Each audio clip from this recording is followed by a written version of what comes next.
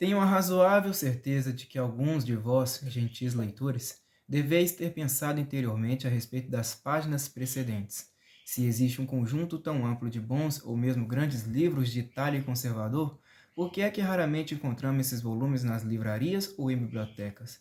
Por que não fomos apresentados a esses livros na escola ou na universidade? Por que livros como esses não estão nas listas dos mais vendidos?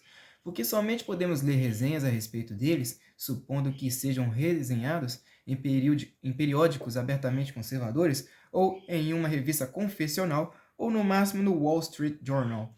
Porque até mesmo a National Review prefere aparentemente resenhar em profundidade os livros já resenhados na New York Review of Books ou no New York Times. Porque podeis haver refletido, um bom número dos livros antigos aqui recomendados estão há tanto tempo esgotados? Por que nenhuma editora os disponibiliza ao público quando estão livres, na grande maioria das vezes, de direitos autorais e quando presumivelmente venderiam tão bem quanto vários livros sérios provenientes de outras correntes de pensamento, esses últimos facilmente encontrados nas livrarias?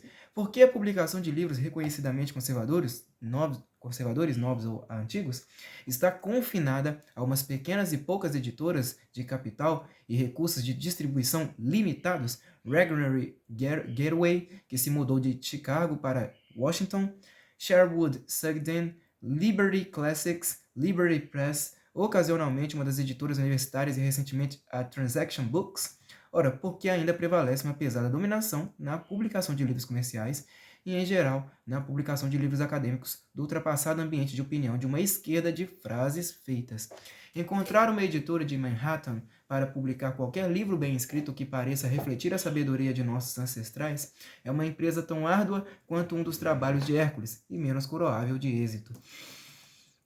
Tal hegemonia desse esquerdismo norte-americano arcaico, que se tornou perfeitamente intolerante e foge da própria sombra, estende-se ao mercado de resenhas na imensa maioria dos veículos de crítica literária, tanto populares quanto acadêmicos.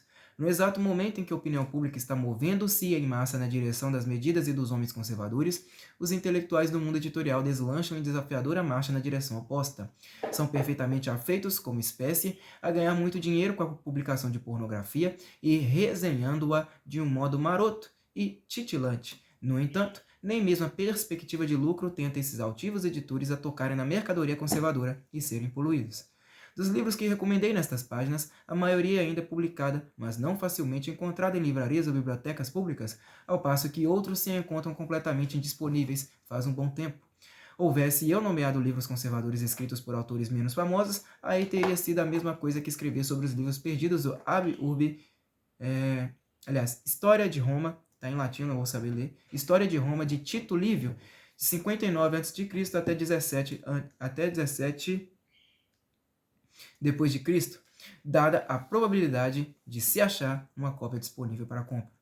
Vale a pena discutir as origens dessa mentalidade anticonservadora entre editores, críticos e bibliotecários.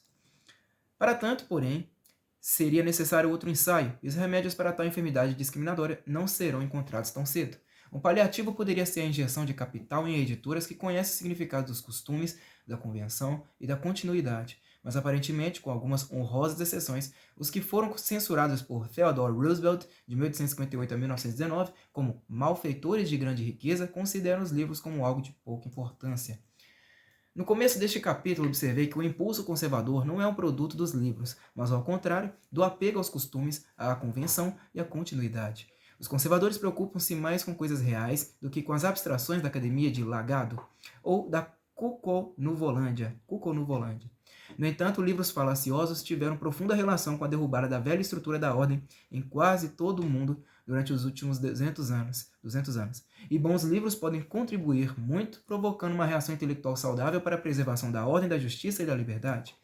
O número de norte-americanos que leem livros sérios de qualquer tipo e, a partir deles, julgam a realidade parece fadado a diminuir mais rapidamente durante os anos restantes deste século do que já o fez desde a Segunda Guerra Mundial. Esse diminuto remanescente, porém, pode equivaler ao conjunto desconhecido de pessoas que, como diz A.V. Dicey, 1835 a 1922, Dicey, D-I-C-E-Y, são os verdadeiros autores da opinião pública. Os grandes escritores conservadores sempre se dirigiram a uma minoria do público leitor, mas isso pode estar mudando à medida que o público leitor fica cada vez mais restrito em função do grosseiro triunfo dos vídeos, da televisão a cabo e de outras formas duvidosas de entretenimento, como Lionel Trilling, 1905 a 1975, sugeriu, com pesar, em 1950, a imaginação literária dos esquerdistas falhou. Por isso pode vir a acontecer, paradoxalmente, que os livros conservadores venham a possuir mais autoridade e influência no século XXI do que exerceram nos séculos XVIII, XIX ou XX. Capítulo 5. 10 conservadores exemplares. 10 conservadores exemplares. Nossas preferências políticas se formam por vias misteriosas. Quando o senhor decidiu tornar-se um conservador? Algumas pessoas às vezes me perguntam. Na verdade, nunca decidi tornar-me conservador. Descobri-me conservador tão logo comecei a refletir sobre esses assuntos. Outros descobrem-se esquerdistas ou radicais, sem serem exatamente capazes de dar as razões dessa inclinação. Mesmo assim, ocasionalmente, somos capazes de recordar uma conversa, um livro, uma assembleia pública, um encontro casual, uma censura, uma oportunidade, um momento de reflexão solitária, ou o exemplo de um homem ou mulher que nos atraiu ou impeliu, em certa medida, para uma determinada visão política. Lembro-me, por exemplo, de uma tarde de domingo, ainda menino, em que estava na companhia de meu pai, descansando em um declive de onde era possível avistar o moinho d'água do vilarejo. Estávamos deitados à sombra de umas árvores enormes, e me recordo de estar refletindo sobre a paz e a beleza daquela cena, e sobre a idade avançada das árvores, e de desejar que tudo aquilo que nos cercava naquele dia jamais mudasse. Esse é um impulso conservador fundamental, a ânsia pela ordem e pela permanência na pessoa e na república. Recordo-me ainda de uma caminhada com meu avô Frank H. Pierce, 1867 a 1931, um homem sagaz e corajoso, por uma estrada de ferro que cortava um amontoado de blocos de gelo e de conversar com ele sobre a história britânica, pois estava lendo A Child's History of England, uma história de Inglaterra para crianças, de Charles Dickens, 1812 a 1870. Aquela comunhão com o cavalheiro idoso, a quem admirava infinitamente, e as nossas reflexões daquele dia sobre o vivificante passado encontram-se entre as influências que me impediram de virar um anunciador da boa nova da modernidade. Mais uma vez, pode ser o exemplo de algum eminente defensor das coisas permanentes que nos move. Talvez algum homem ainda vivo, ou alguma figura de grandeza antiga que há muito retornou ao pó. As ações de tais pessoas conformam as nossas crenças, e vemo-nos aplicando as suas convicções e imitando as suas políticas, tanto quanto possível, quiçá em uma era ou terra diferente. Apresento-vos a seguir breves retratos de 10 pessoas cujo modo conservador de pensar muito influíram na formação de minhas opiniões ao longo dos anos. Não estou sugerindo que essas 10 sejam as maiores personalidades conservadoras de todos os tempos, apesar de que os nomes de 2 ou 3 devam aparecer na lista de quase toda pessoa bem informada dentre os grandes defensores da antiga ordem. Apenas incluem determinadas figuras públicas ou formuladores de ideias que deram forma à minha mentalidade conservadora. É claro que fui influenciado por uma centena de outros personagens, mas aquelas que estou prestes a enumerar foram capazes de suscitar minha imaginação razoavelmente cedo, ao menos os 8 primeiros. Procuro aqui não incluir autores que já analisei extensivamente na disquisição anterior. 10 livros conservadores. Eliminação que me leva a desconsiderar tanto Edmund Burke, de 1729 a 1797, quanto T.S. Eliot, de 1888 a 1965, início e fim, respectivamente, do livro The Conservative Mind.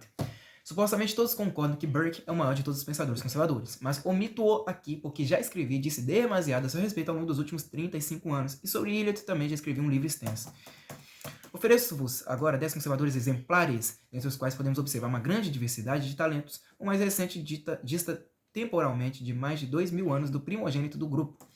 O que tem em comum é a afeição pelas coisas permanentes e a coragem de afirmar que a verdade não nasceu ontem. São gigantes que erguem sobre os ombros anões como eu. Posto que assomem grandes alturas, não posso consagrar muito mais do que 300 palavras a cada um. Espero somente despertar nos meus leitores algumas lembranças ou induzi-los a admirá-los pela primeira vez.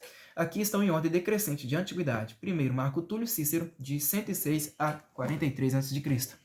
Nos meus tempos de ensino secundário, antes do triunfo assustador do instrumentalismo educacional, grande parte dos alunos estudava história antiga por 1 ano e latim por 2 anos. Assim foi apresentado a Cícero, um homem das leis da filosofia que se posicionou contra uma revolução militar, perdeu e pagou a aposta com a própria cabeça.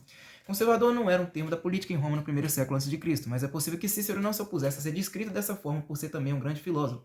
Aliás, filólogo. A palavra inglesa conservative, ou conservador, deriva-se do latim conservator, e significa que ele protege dos ferimentos, preserva da violência ou da infração. Os discursos e a vida do defensor da moribunda República Romana eram atentamente estudados em qualquer escola secundária decente da Inglaterra e dos Estados Unidos durante os séculos XVII e XVIII e em boa parte do século XIX. Durante meu último ano do ensino secundário, li um romance sobre Cícero e Júlio César, de 100 a 44 a.C. Freedom, Farewell, Liberdade, Adeus, de Phyllis Bentley, 1894 a 1977. Isso me levou à leitura da vida de Cícero, escrita por Plutarco, de 46 a 120. E recordo-me de estar sentado na varanda, perto da estação de trem, durante a maior parte de um verão, lendo Plutarco até o fim, e me sentindo especialmente persuadido por Cícero. Cícero deu a vida pela antiga Constituição Romana. A partir daí, os que defendem a ordem constitucional têm tomado Cícero como modelo. Como já disse em outro lugar, um costume heróico dos primeiros romanos era o de consagrar um homem aos deuses, para que pelo sacrifício a comunidade fosse perdoada das transgressões. Ao mos maiorum, está no latim. E à lei moral, Cícero entregou-se plenamente até o máximo sacrifício. Algumas vezes na vida pública, Cícero fora tímido, ou vacilante. Contudo, ao final, a sua vida foi a mais elevada das virtudes humanas. Tal modelo de virtude permanece na consciência do conservador. Roma imortal não é vanglória sem fundamento, no fim das contas. O meu segundo modelo conservador é Marco Aurélio, de 121 a 180, um imperador estoico, autor das Meditações. Li-o fervorosamente durante meus primeiros anos como soldado. Muitas vezes sentava-me solitário sobre uma duna com deserto sem árvores, espraiando-se em direção das sombrias montanhas. O que era bastante apropriado, pois o livro de Meditações de Marco Aurélio tem sido, ao longo dos séculos, muito apreciado por soldados, dentre eles o capitão John Smith, 1580 a 1631, o colonizador de Jamestown, na Virgínia, e o general Charles George Gordon, 1833 a 1885, em Khartoum, no Sudão. Sobre Marco Aurélio, troquei correspondência com Albert J. Nock, 1870 a 1945, o vigoroso individualista ensaísta ao longo de seu último ano de vida. O mundo jamais viu outro que a ele se assemelhasse, escreveu Nock sobre Marco Aurélio no ensaio The Value of Useless Knowledge, o valor do conhecimento inútil, e o seu louvor é para todo sempre. Mal dera o último suspiro e já a apodrecida ordem social de Roma se desintegrava e o império caía em pedaços. Marco Aurélio descreve a beleza de um figo maduro. Apreensível ante a iminência da desagregação, arrisquei sugerir a Nock que essa passagem das Meditações pode dar a entender certa fascinação com a decadência. Nock negou-o. Seja lá como for, porém, o imperador atuou em uma era decadente, cercada de corrupção, de modo que, segundo ele mesmo, foi-lhe necessário viver como numa montanha, isolada de intimidades. Os conservadores de hoje também veem ao seu redor um mundo desajustado. O esforço heróico de Marco Aurélio foi pela conservação da Romanitas, aquele grande sistema de lei, ordem e cultura. Se não foi bem sucedido até mesmo com a mulher e o filho, ainda assim deixou um exemplo de integridade que permanece com a sua estátua equestre no Capitolino até nossos tempos. Nas palavras de Nock, o câncer da mendicância, a subvenção, a burocracia e a centralização organizadas haviam enfraquecido a vítima a tal ponto que, ao morrer Marco Aurélio, simplesmente não havia mais força produtiva que bastasse para pagar as contas. 80 anos de governo eficiente dos imperadores antoninos não puderam evitar que a ralé romana se degenerasse na própria escória da humanidade inútil, depravada, desprezível, puro lixo humano. Podemos fazer comparações e analogias ao nos aproximarmos do final do século XX. Nock, aliás, escreveu um ensaio admirável sobre o conservadorismo, pouco mencionado até onde sei. O seu modelo de conservador é Lucius Carey, 1610 a 1643. O Lord Falkland, o mediador entre Charles I, 1600 a 1649, e o parlamento. A lição que aprendi de Marco Aurélio é o cumprimento do dever. Tomemos esta seguinte passagem das Meditações. Estava o imperador em uma difícil campanha no Danúbio quando escreveu essas linhas. Quando te custa levantar da manhã, tem presente este pensamento. Desperto para um trabalho de homem. Enfada-me ainda sair para o mister para o qual fui posto no mundo. Ou fui constituído para me aquecer debaixo das cobertas? Essa admoestação me dá forças nas frias manhãs de janeiro em Mecosta, meu vilarejo ancestral. Mecosta. Todo aquele que luta contra a hegemonia da defesa das coisas permanentes é um herdeiro de Marco Aurélio. Saltemos 16 séculos para introduzir nosso terceiro conservador, Samuel Johnson, 1709 a 1784. Esse moralista é crítico e inesquecível, às vezes é representado como um fanático barulhento. Na verdade, o político Johnson foi um defensor sensato, moderado e generoso da ordem, sempre pronto a apoiar uma autoridade justa, mas desconfiado do poder ilimitado. Foi ao mesmo tempo amigo e adversário de Edmund Burke. Um de seus apontamentos sobre o Whigs e Tories escrita em 1781, dá uma ideia de sua sensatez. Um Tory e um Whig sábios estarão, acredito, de acordo. Os princípios são os mesmos, embora os modos de pensar sejam diferentes. Um Tory ilustre faz do governo algo ininteligível. Esse acaba perdido nas nuvens. O Whig violento torna-o impraticável. É a favor de dar tanta liberdade para cada homem que não há poder suficiente para governar homem algum. O preconceito do Tory é favorável ao governo estabelecido. O preconceito do Whig é favorável à inovação. Um Tory não está disposto a conceder mais poder real ao governo, mas tal governo deve receber mais reverência. Divergem, portanto, a respeito da Igreja. O Tory não é favorável a conceder mais poder legal ao clero, mas desejaria que esse tivesse uma influência considerável, tendo por base a opinião do gênero humano. O Whig é favorável a limitar e vigiar o clero com estrito zelo. A essa altura será útil lembrar que, originalmente, a palavra conservador significava uma atitude moderada. A tentativa de achar uma via média entre dois extremos era exatamente essa missão de Lord Falkland e que por vezes do Dr. Johnson também.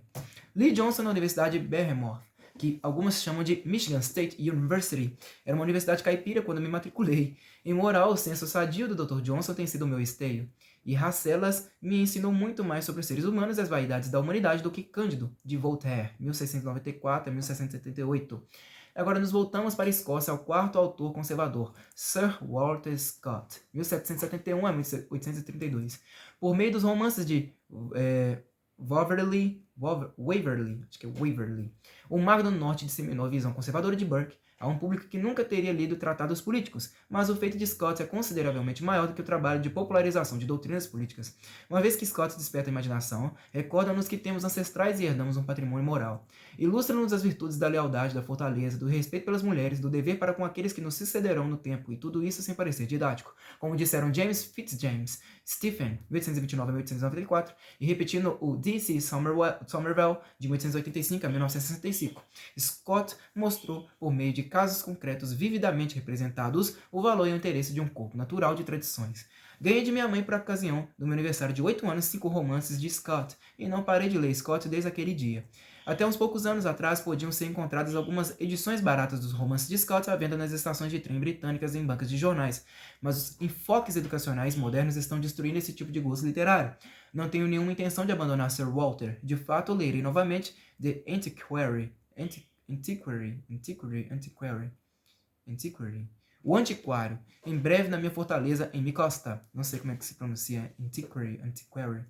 A influência popular do romance esvaiu-se quando a televisão foi subitamente incorporada à sala de estar de quase todos os domicílios do mundo ocidental. Suponho que relativamente poucas pessoas leem Scott, embora seus livros ainda sejam publicados, mas aqueles que de fato o lerem serão conquistados pela sua compreensão do grande e misterioso grêmio da raça humana. Cruzemos agora o Atlântico. Um virginiano é o meu quinto conservador exemplar, não George Washington, 1738 a 1799, George Mason, 1725 a 1792, James Madison, 1751 a 1836, ou James Monroe, 1758 a 1831, e certamente não Thomas Jefferson, 1743 a 1826, mas sim John Randolph de Roanoke, 1773 a 1833, sobre quem escrevi o meu primeiro livro. Estranhamente, Randolph, o inimigo da mudança, foi descrito com certa profusão de detalhes no meu livro-texto do primeiro ano secundário. Escrevi um trabalho escolar sobre ele em 1951, aquele trabalho tinha crescido e se transformado em um livro publicado pela University of Chicago Press, John Randolph of Roanoke, A Study in Conservative Thought. John Randolph de Roanoke, um estudo sobre o pensamento conservador, hoje publicado como John Randolph of Roanoke, A Study in American Politics, John Randolph de Roanoke, um estudo de política americana em uma edição mais completa pelo Liberty Fund. O humor cortante e a eloquência extemporânea de Randolph, na Câmara ou no Senado, ainda são verdadeiras contra os centralizadores ou defensores, os defensores da interferência nos assuntos de nações longínquas, os demagogos, os governantes que compram e vendem corrupção no atacado. No entanto, foram a personalidade intricada e a emoção ardente de Randolph, bem como suas análises políticas, que me atraíram para o estudo de sua pessoa e da história dos estados solistas. O historiador e parlamentar Hugh Blair Grigsby, 1806 a 1881, descreve Randolph na Convenção da Virgínia de 1829 a 1930, a 1830, quando esse já estava perto do fim da vida. Era fácil reconhecer desde a primeira frase proferida, quando ele estava de acordo e bem-humorado. E nessas ocasiões, a música vibrante de sua fala soava nos ouvidos da animada assembleia como a voz de um pássaro que canta no silêncio entre as tempestades. É difícil explicar a influência que exercia sobre aquele conjunto de pessoas. Inspirava terror em tal proporção que até dessa distância temporal parece inexplicável. Era igualmente temido no leste e no oeste por amigos e adversários. As flechas de sua aljava, se não embebidas em veneno, eram apontadas e farpadas, raramente errando o alvo, e com igual raridade deixavam de infligir uma ferida supurante. Parecia conseguir paralisar tanto a mente quanto o corpo de sua vítima. Isso tornava os ataques ainda mais vexatórios. Cada uso de sarcasmo arrancava aplausos de sua audiência. James Madison e James Monroe, perto do fim de suas forças em 1829, ouviram com atenção e temor ao formidável Randolph, com as cabeças inclinadas em reverência. Foi o estudo desse mestre de retórica, desse execrador da carolice e da impostura, desse discípulo norte-americano de Burke, que me fez aprofundar a compreensão do coração e da mente de Edmund Burke. Mudança não é reforma, gritou Randolph à Convenção da Virgínia. Eis um aforismo que aprecio. Quisera algum Randolph punitivo entrasse hoje no Senado ou na Câmara. Henry Adams, 1838 a 1918, cujos ancestrais John Adams, 1735 a 1826, e John Quincy Adams, 1767 a 1848, foram denunciados por Randolph, chamou Randolph de Roanoke de São Miguel da política. Da região sul da Virgínia, corremos para Salem, em Massachusetts, para encontrar nosso ex-conservador exemplar, Nathaniel Hawthorne, 1804 a 1864. Minha tia-avó Norma Johnson, 1878 a 1965, foi muito atenciosa, presenteando-me com a sua coleção dos livros de Hawthorne quando eu ainda tinha uns 9 anos, e até hoje tenho esses volumes, tendo-os lido de cabo a rabo uma vintena de vezes. É significativo no que concerne ao temperamento moderno que durante as 3 últimas décadas a típica antologia escolar de literatura norte-americana tem encontrado pouco espaço para incluir Hawthorne, mas muito espaço para Walt Whitman, 1819 a 1892. Uma desproporção que hoje em dia, como tenho observado, está começando a ser resolvida por algumas editoras. Os antologistas e editoras de livros-texto haviam pressentido o conservadorismo de Hawthorne e o democratismo flácido de Whitman era bastante óbvio. No entanto, é Hawthorne e não Whitman, o autor que tem sido levado a sério nos níveis de educação superiores e pelos críticos literários eruditos.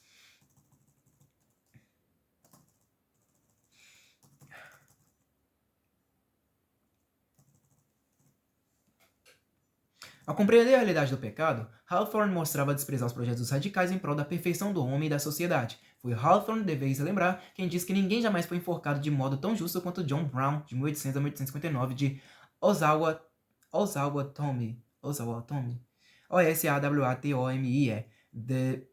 The Blithedale, o romance de Blithedale, de Hawthorne, publicado originalmente em 1852, demole os utopistas norte-americanos o conto Earth's Holocaust, o Holocausto da Terra, de 1844, ridiculariza o feroz empenho dos radicais em destruir o passado civilizado. Como C.S. Eliot, considero Hawthorne o mais comovente e permanente de todos os escritores norte-americanos. Eu acho que eu vou parar por aqui, pessoal. Página 153 do livro, é isso? Isso mesmo, página 152. Na próxima leitura, eu inicio na página 153.